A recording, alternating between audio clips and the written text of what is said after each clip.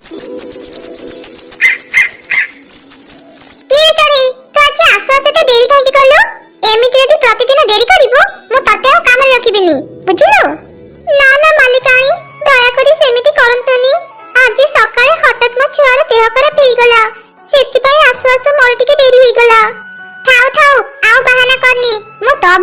मानक भले भाबे चिन्हिची काम न करिबा पई तमे माने एमिति बहाना कर जा घरे बहुत काम पड़िची शीघ्र सारिबु। तापरे मां चढ़े आउ किछि न कहि काउ घरर सब काम कला। संध्यारी से त घर को फेरिला। अरे धन तोर देह भलो नाही तू बाहर काहे कि बोलुचु? मां मो पई चिंता करनी देख मो पूरा पूरी सुस्त हे गली। मो कहितली ना मां मो पई आइसक्रीम आनि देबो काहे कि आइसक्रीम आनि ना। आरे मो धन देह खराब रे कि कोन आइसक्रीम खाए तू आगा पूरा पूरी सुस्त हे जा मो तो पई बहुत आइसक्रीम के देबी। तापरे चढ़े ता छुआ को धरी घर भीतर को चली गला। एमिति से मां छुआ दुखे सुखे निज दिन काटुथिले। मां जते बेले घर चली जाए मते एका एका घरे रहबा को भलो लागेनी। आज मां काम को जिबा परे मु भी जंगल भीतर को बुलिबा पई चली जिबी। चढ़ी छुआ बसी बसी एमिति चिंता करुथिला। ता मां काम को जिबा परे से भी जंगल भीतर को बुलिबा पई चली गला। से बुलु बुलु गोटे फल दुकान पाखरे पहुंचिला। अंकल तुम दुकान रे केते फल अछि? ए हळदिया फलटी केते सुंदर देखा जाउची। या ना करा मुई फल को आगर देखि नथिली। देखिबो भी केमिते तू ए 4 दिन हेबो ए दुनिया को आसीचु। ए फलर ना हेला आंबो। तू कोन आंबो किनिबु? जदी किनिबु कह नहले मते विरक्त करनी। हां हां मुई आंबो किनिबा को चाहूची जे हेले मो पाखरे एबे टंका नाही। मते किछि आंबो देई तो मो परे मा पाखरे टंका आइ तुमको देई देबी। ना ना मो काहा को भी बाकी रे फल दिएनी। टंका दे आंबो ने जदी टंका नाही एठु चली जा मो ग्राहक आसीबार समय हे गलानी। एमिति से दुकानी चढ़ी छुआ को रागी सेठु बाहर करितला। चढ़ी छुआ कांदी कांदी सेठु चली गला। से एक गच्छ डाळे बसी बहुत कांदुतिला। ठीक सेही समय रे एक चढ़ी परिमा सेठ पसिला आ कहिला भय करनी रे छुआ मो जणे चढ़ी परिमा कोन से चढ़ी छुआ कांदिले मते जम्मा भी भलो लागेनी। एबे कह तू कोन पे कांदुचु तते के मारिछि की?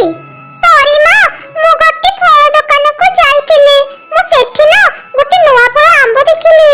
से आंबो खेइबा पई मो पाखरे टंका नथि पारो फल दुकानी मते रागी ता दुकान रे बाहर करि देला।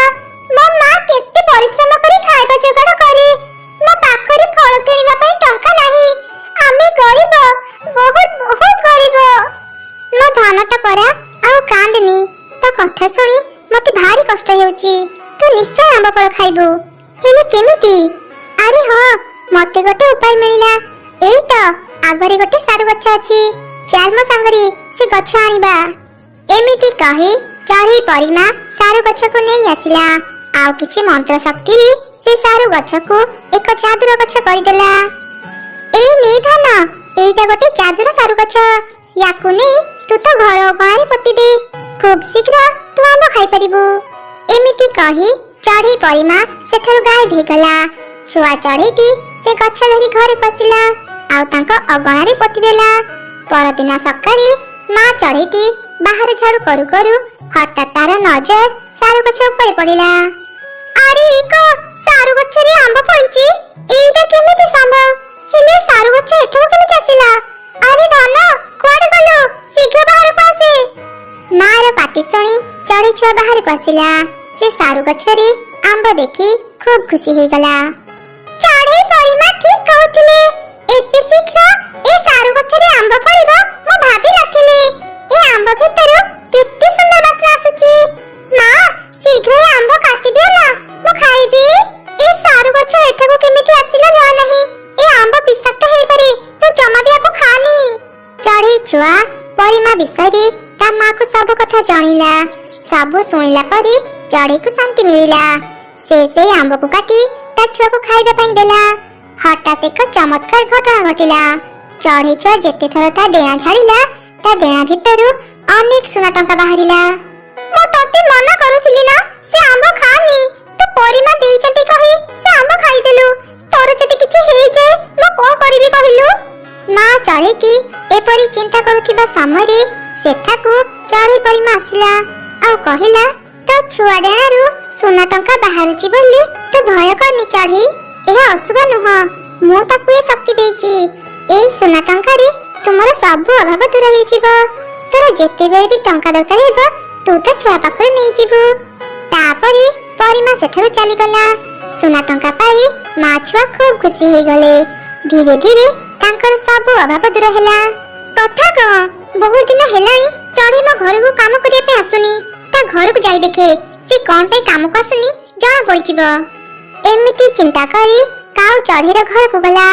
ଝରକାରୁ ସେ ଦେଖିଲା ଚଢ଼େଇ ଛୁଆ ଡେଣାରୁ ସୁନା ଟଙ୍କା ଝରୁଛି। ଏସବୁ ଦେଖି ତ କାଉର ଆଖି ବଡ ବଡ ହେଇଗଲା।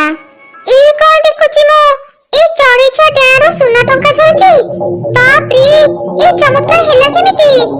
ଏବେ ଚଢ଼େଇ ମୋଠୁ ବି ଧନୀ ହେଇଯିବ। ନା, ମୁଁ ଏମିତି ହେବାକୁ କେବେ ବି ଦେବିନି। ଦରକାର ପଡ଼ିଲେ ମୁଁ ଏ ଚଢ଼େଇ ଛୁଆକୁ ମାରିଦେବି। ଏମିତି କାଉ ଚଢ଼େଇ ଛୁଆକୁ ମାରିବା ପାଇଁ ଯୋଜନା ବନେଇଲା ଆଉ ରାତିରେ ଏକ ବଡ ଛୁରୀ ଧରି ଚଢ଼େଇ ଘରକୁ ଗଲା। ସେ ଚଢ଼େଇ ଛୁଆକୁ ମାରିବା ପାଇଁ ଯିବା ସମୟରେ ପରିମା ସେଠାକୁ ଚାଲି ଆସିଲା। ଦୁଷ୍ଟ କାଉ, ତୁ କଣ କରିବାକୁ ଯାଉଥିଲୁ? ତା ମନରେ ଏତେ ଈର୍ଷା, ଚଢ଼େଇର ଉନ୍ନତି ତୁ ସହି ପାରୁନୁ। ଗୋଟେ ନିରୀହ ଛୁଆକୁ ମାରିବା ପାଇଁ ଯାଉଛୁ। ଆଜି ତୋର ରକ୍ଷା ନାହିଁ। ଏମିତି କହି ଚଢ଼େଇ ପରିମା କାଉକୁ ପଥର କରିଦେଲା। ସେ ସେଇ ପଥର କାଉକୁ ବାହାରି ଫୋପାଡ଼ି ଦେଲା। ତାପରେ ପରିମା ସେଠାରୁ ଚାଲିଗଲା।